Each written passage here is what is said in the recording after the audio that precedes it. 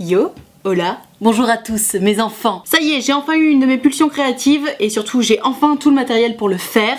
Ça fait longtemps que je vous en parle, j'ai enfin réuni tout ce qu'il fallait pour faire des bougies. Pour une fois, ce n'est pas mon premier essai et c'est plutôt une bonne chose parce que figurez-vous que j'ai fait un premier essai moi toute seule de mon côté et souvenez-vous, j'avais acheté ces colorants là, des mica naturels, vous vous souvenez, j'en avais plein de petites boîtes. Et ben figurez-vous qu'en fait, il ne faut surtout pas faire de bougies avec ça parce que en fait les pigments minéraux ça sature la mèche et ça empêche les bougies de brûler.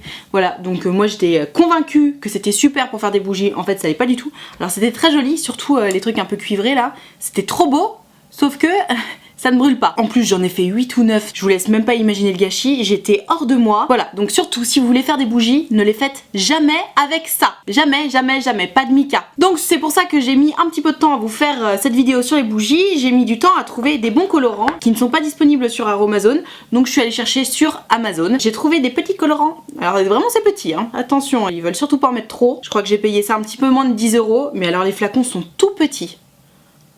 Ils se foutent un peu de notre gueule. En fait, ce qui se passe avec les colorants pour les bougies, c'est que les bougies, c'est une phase huileuse. Donc il faut prendre les bons colorants et surtout il faut prendre des colorants huileux.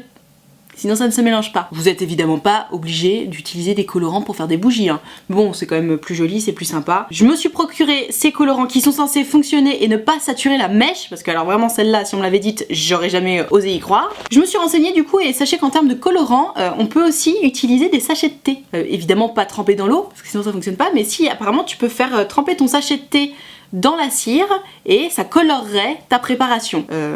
J'y aurais pas pensé, mais c'est pas con. Donc pour faire ces petites bougies, j'ai de la cire de soja. Sachez que la cire c'est clairement ce qui coûte le plus cher dans les bougies. Là j'ai 2 kilos que j'ai payé je crois 35 balles. Donc c'est assez cher. Franchement, à partir du moment où tu payes aussi cher la cire, c'est vraiment un délire créatif quoi. Il y a pas grand chose d'économique à faire ces bougies soi-même. Voilà, donc j'ai 2 kilos de cire ici. Là j'ai les mèches pour le coup qui coûtent rien du tout. J'en ai des courtes, je pense que c'est celle-là dont je vais me servir. Avec les mèches était envoyé ça. Ça permet de faire sécher la bougie en laissant la tige au milieu, ce qui est plutôt utile. Et j'ai évidemment prévu de parfumer mes bougies. J'ai pour ce faire des huiles essentielles. Donc j'ai pris une huile essentielle de basilic tropical, qui apparemment est tonique et revigorante. Une huile essentielle de mandarine verte, et je me suis pas rendu compte, mais en fait elle coûtait une blinde, donc c'est peut-être pas la meilleure idée, mais en tout cas elle sent bon. Calmante et régénérante. J'ai une huile essentielle d'orange sanguine, originale et fruitée, et une huile essentielle de lavande vraie. J'ai pour ma part décidé de faire ces bougies dans des bocaux en verre, que j'ai récupéré, je les ai pas achetés exprès parce que vraiment il y a trop de bocaux en verre qu'on jette. J'attire votre attention là-dessus. Essayez de faire un maximum de récup dans vos délires créatifs. Par exemple, j'ai pris plein de pots de yaourt que j'ai gardés les uns après les autres pour pouvoir me faire plein de petites bougies.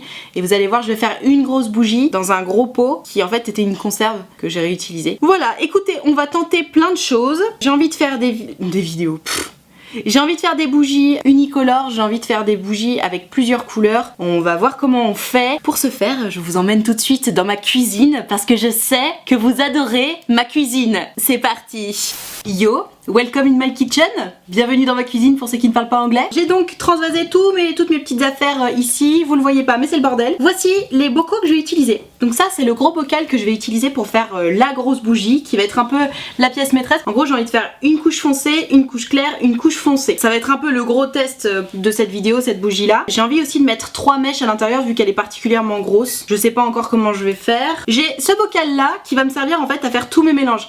Alors j'attire votre attention sur le fait que si vous utilisez un bocal en verre pour faire vos bougies, sachez qu'à moins que vous y mettiez beaucoup d'huile de coude, vous risquez de dire adieu à votre bocal. La cire c'est hyper chiant à nettoyer, mais bon, si vous vous armez de patience, vous pouvez récupérer vos bocaux. J'ai des petits pots de yaourt comme je vous disais qui sont transparents et j'ai aussi gardé ces petits pots là de yaourt que je trouve très jolis. Dans un premier temps on va commencer très simple, je vais commencer par les bougies là-dedans. Je vais faire cette bougie senteur lavande parce que je sais pas, je trouve que ça va bien avec la couleur. Étant donné que c'est une bougie très simple que je vais réaliser, je vais donc prendre mon pot dans lequel j'ai décidé de faire fondre ma cire. Je remplis mon pot, la cire se présente comme ça, c'est en copeaux. Alors sachez que ça de cire, en vrai ça va me donner ça de cire liquide. Donc il va falloir que je le remplisse avant de pouvoir remplir directement ma bougie. Comme d'hab, on est sur un petit bain-marie des familles. J'attends que ma cire fonde. Donc en fait ce que je vais faire c'est à chaque fois je vais faire fondre ma cire là-dedans et ensuite je vais faire mes mélanges directement dans les petits pots à bougie. Malin, ça va me permettre de pas avoir à nettoyer le pot à chaque fois. Si tu mets les parfums et les colorants directement là-dedans, il va falloir que tu nettoies à chaque fois. Alors que si tu fais ton petit mélange directement dans le pot,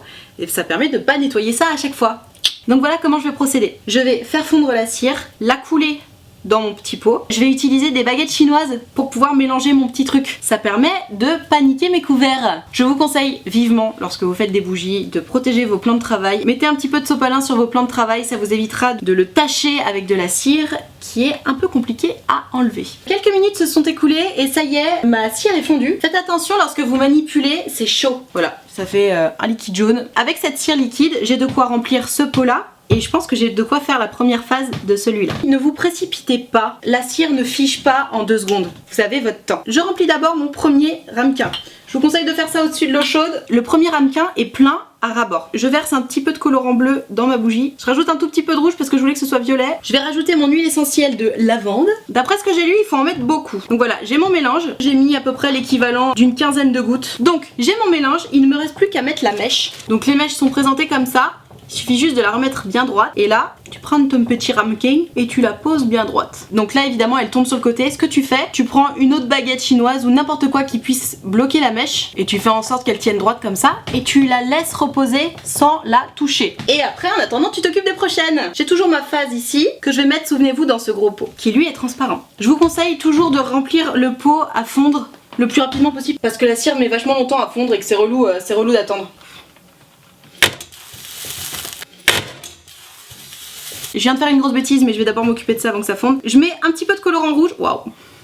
Je mets beaucoup de colorant rouge, un tout petit peu de jaune. J'ai un beau mélange bien rouge. Et je rajoute l'orange sanguine. Bon, je mets 26 gouttes. Si vous voulez être malin, faites pas comme moi. Vous voyez là, il y a de la cire qui a coulé. C'est moche. Je vais la mettre au bain-marie pour la faire refondre et redescendre. Donc j'ai mon pot qui est posé là et je vais mettre les mèches.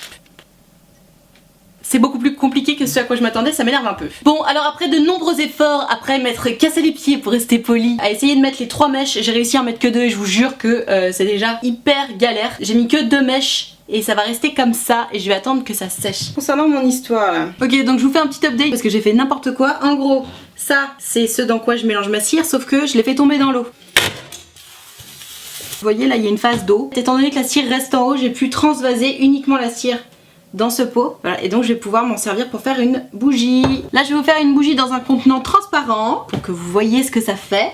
Donc j'ai ma cire qui est fondue que je vais essayer de ne pas renverser avec l'eau cette fois-ci. En plus je suis là, prenez votre temps et tout, tu parles, je fais que des conneries. Voilà, donc c'est rempli quasi au maximum. Je rajoute un petit colorant, je vais vous montrer ici parce que sinon vous voyez rien. C'est n'importe quoi ces vidéos, c'est n'importe quoi. Je vais rajouter du colorant jaune parce que j'en ai pas fait de jaune encore. Oh là là, mais c'est n'importe quoi, j'ai mis la moitié du flacon. Je vous assure qu'elle va être bien jaune celle-là. Qu'est-ce que je vais mettre là-dedans? Je vais mettre du Palmarosa. J'ai mis 50 gouttes de Palmarosa. Pour doser le parfum, ils disent qu'il faut mettre entre 5 et 10% de la préparation, donc 50 gouttes, je suis clairement pas entre 5 et 10% de la préparation, mais bon j'ai pas non plus envie de défoncer toutes mes huiles essentielles, ça coûte très cher. Hop, la petite tige qu'on fait tenir avec la baguette, et voilà le travail, et on attend que ça sèche. Pendant ce temps j'ai ma petite cire rouge qui a séché, donc je vais préparer la phase 2, c'est parti. Ok, donc ça y est, ma cire est fondue, j'en ai beaucoup, le pot est quasi rempli, ça va être pour remplir la partie du milieu de celui-ci. Je vais mettre de la mandarine verte dedans, je vais en mettre beaucoup. Là pour le coup j'ai vraiment mis l'équivalent de 5% d'huile essentielle dans le pot, j'avais envie de voir ce que ça faisait quand on met beaucoup de parfum. Est-ce que ça va fonctionner en tant que bougie pour parfumer ou pas? Voilà, donc cette phase là je vais la colorer en jaune et en rouge, en orange en fait. Je vais remplir là-dedans. Je me mets ici pour que vous puissiez voir. Hop.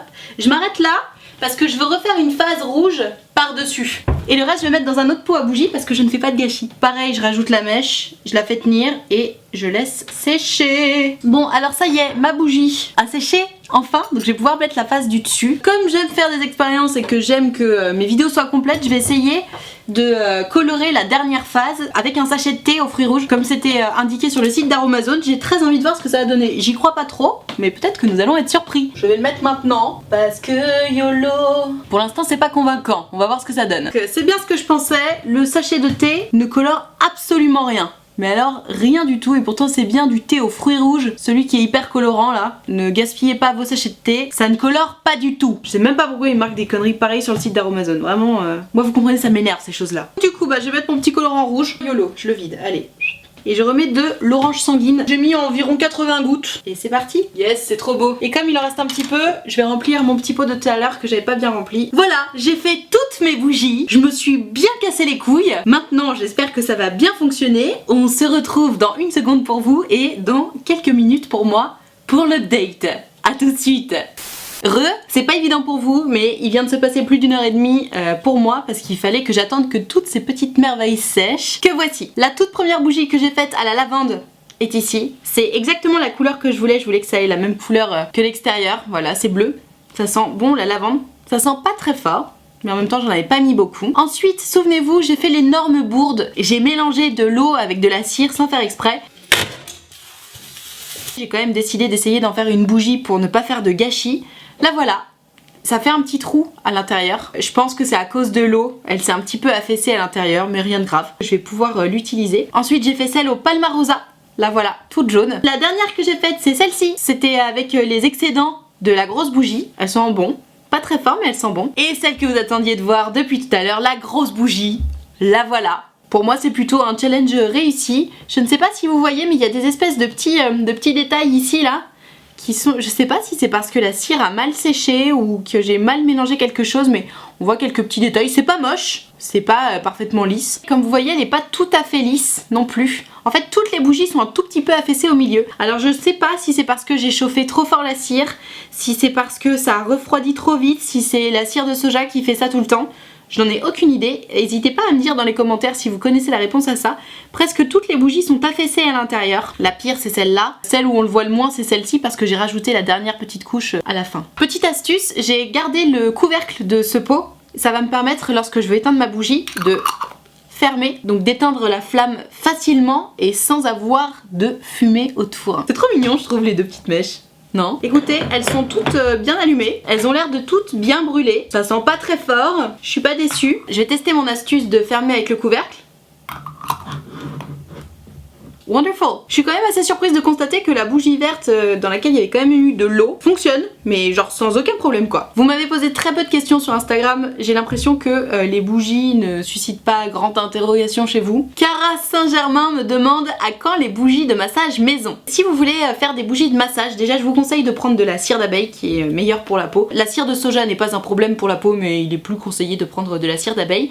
Et en fait il suffit pour les bougies de massage de rajouter des huiles végétales dedans. Vous pouvez par exemple rajouter de l'huile végétale d'abricot, de l'huile végétale de prune, ça sent très très bon, ça sent un petit peu l'amande douce, par contre ça coûte cher. Vous pouvez évidemment rajouter de l'huile de jojoba, c'est celle qui se rapproche le plus du sébum de la peau. La seule différence entre une bougie comme celle-ci et une bougie de massage, c'est qu'on rajoute de l'huile, je ne sais pas dans quelle proportion, mais cherchez sur internet, ça doit pas être un problème. Niveau odeur, c'est comment? Ça sent pas grand chose les gars. Sur le site d'Aromazone, ils précisent qu'il faut mettre entre 5 et 10% du produit en parfum. Blindez-vous sur le parfum quoi. Mais le truc c'est qu'en fait le parfum, je crois que c'est ce qui coûte encore plus cher que la cire. En fait, en vrai, juste c'est pas du tout économique de faire une bougie parfumée quoi. Entre le début de la vidéo et maintenant, je suis quand même allée checker sur internet, j'ai trouvé 2 kg de cire de soja à 25 €. Si t'achètes la cire, plus les tiges, plus les colorants, plus le parfum, franchement ça coûte beaucoup trop cher. Il faut combien de temps pour en faire? En soi, le délire de faire fondre la cire, mélanger et mettre dans le petit pot, ça prend pas longtemps. Fondre la cire, ça met 5 minutes, donc ça prend pas longtemps. Ce qui prend vraiment longtemps, c'est de faire en sorte que la cire se fige. Or, typiquement si vous voulez faire des bougies comme celle-ci où il y a plusieurs couleurs, il faut attendre à chaque fois que la cire se fige, donc c'est un petit peu plus long. Moi là ça m'a pris tout l'après-midi parce que j'ai fait une vidéo intro, parce que j'ai fait une vidéo dans la cuisine, parce que je vous fais une vidéo outro. Si vous faites ça chez vous, je sais pas, je pense que vous en avez pour une heure et demie. Quelle mèche il faut prendre? Alors moi j'ai vraiment fait le choix de la simplicité, j'ai acheté mes mèches toutes faites sur internet. Maintenant si vous voulez faire vos mèches vous-même, vous pouvez. Il suffit de prendre du coton, de le rouler en mèche et de le faire tremper dans de la cire et de le laisser sécher. Pour moi c'est hyper prise de tête, je les ai achetées toutes tissées. Faut bien prendre des mèches à bougie. Voilà, c'est ça le plus important en coton. Voilà, c'est déjà la fin de vos questions Instagram. Comme je disais, le sujet ne vous a pas particulièrement inspiré. En tout cas, j'ai l'impression que mes petites bougies se portent bien. Elles me paraissent d'aussi bonne qualité que si je les avais achetées en grande surface, donc aucun problème avec ça. Pour résumer l'expérience, franchement, je me suis bien amusée, c'était sympa. Un peu prise de tête, mais c'était sympa. Je suis contente de pouvoir dire que c'est moi qui ai fait mes bougies, surtout la grosse bougie là. J'aime bien les grosses bougies, vraiment. Je suis contente. Niveau couleur, je vous conseille pas d'acheter les colorants que j'avais moi, donc je vous mettrai pas le lien en barre d'infos. Vous avez vu les flacons que je vous ai montrés, donc n'achetez pas ceux-là parce que vraiment ils sont trop chers, ils sont trop petits et ils sont peu pigmentés. Ne prenez surtout pas de pigments minéraux, ça ne fonctionne pas pour les bougies, je vous l'ai dit. J'ai tendance à penser que en fait des bougies tout simplement blanches auraient été peut-être plus élégantes. Si vous voulez miser sur quelque chose, misez peut-être plutôt sur le parfum plutôt que sur la couleur. Voilà, bah écoutez, en tout cas j'espère que ça vous aura diverti, j'espère que ça vous aura donné des idées pour les plus créatifs qui ont envie de faire des bougies. Merci d'avoir regardé cette vidéo, si ça n'est toujours pas fait je t'invite à t'abonner à cette chaîne. N'hésitez pas à me raconter vos expériences de bougies dans les commentaires, est-ce que vous avez déjà essayé? Est-ce que vous vous êtes déjà planté comme moi avec des mauvais colorants? Est-ce que c'est quelque chose que vous faites souvent? Est-ce que vous avez des astuces pour trouver des pigments ou de la cire un peu moins chère que ce que moi j'ai trouvé? Quelles odeurs de bougies vous plaisent le plus? Voilà, n'hésitez pas à me raconter tout ça dans les commentaires, ça me fera plaisir. J'en profite quand même pour vous dire que le prochain DIY sera sur du dentifrice maison. Il y a moyen que ce soit vraiment intéressant comme DIY. Voilà, c'est tout pour moi pour aujourd'hui, je vous fais des très gros bisous et je vous dis à très vite pour une prochaine vidéo.